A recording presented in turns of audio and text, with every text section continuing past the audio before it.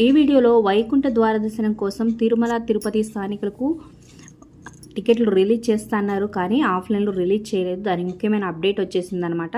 తెలుసుకుందాం. అలాగే ప్రస్తుతం భక్తుల రద్దీ దర్శన సమయానికి ఎంత టైం పడుతుందో కూడా తెలుసుకుందాం.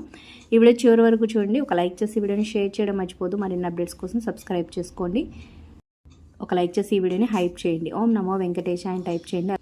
ఇక తిరుమల శ్రీవారి ఆలయంలో డిసెంబర్ 30 నుండి జనవరి 8వ తారీఖు వరకు నిర్వహిస్తబోతుంది వైకుంఠ ద్వార దర్శనం టికెట్స్ని అయితే ఆల్రెడీ డిప్ రిజిస్ట్రేషన్లో ఫస్ట్ 3 రోజులు, మిగతా రోజులు 300 రూపాయల టికెట్లు అయితే రిలీజ్ చేసింది. అయితే తిరుమల, తిరుపతి, రేణిగుంట, చంద్రగిరి ఈ ప్రాంతాల వారికి స్థానిక కోట కింద ఆఫ్లైన్లో ఇస్తామన్నారు, కానీ అవి నిర్ణయం చేంజ్ చేశారనమాట. నిర్ణయం మార్చుకొని ఈరోజు వెలువడించారు.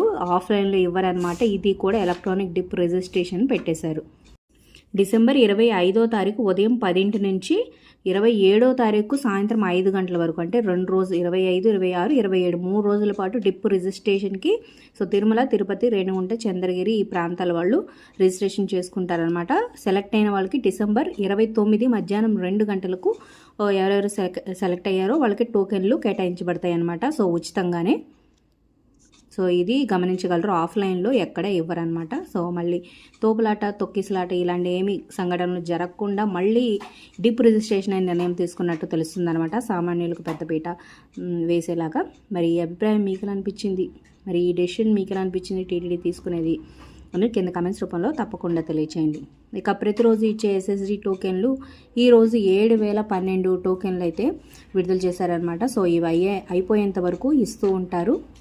ఇక తిరుమలలో ప్రస్తుతం భక్తుల రద్దీ కొనసాగుతుందనే చెప్పొచ్చు. మొత్తం 31 కంపార్ట్మెంట్లో భక్తులు వేచి ఉన్నారనమాట.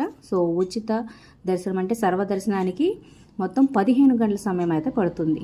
ఇక 300 రూపాయల టికెట్ తీసుకుని వెళ్ళిన వారికి 3 నుంచి 5 గంటలు, ఎస్ఎస్డి టోకెన్లు తీసుకుని వెళ్ళే వారికి 4 నుంచి 6 గంటల సమయం అయితే పడుతుంది. ఇక నిన్న స్వామివారిని మొత్తం 64,367 మంది దర్శించుకున్నారు.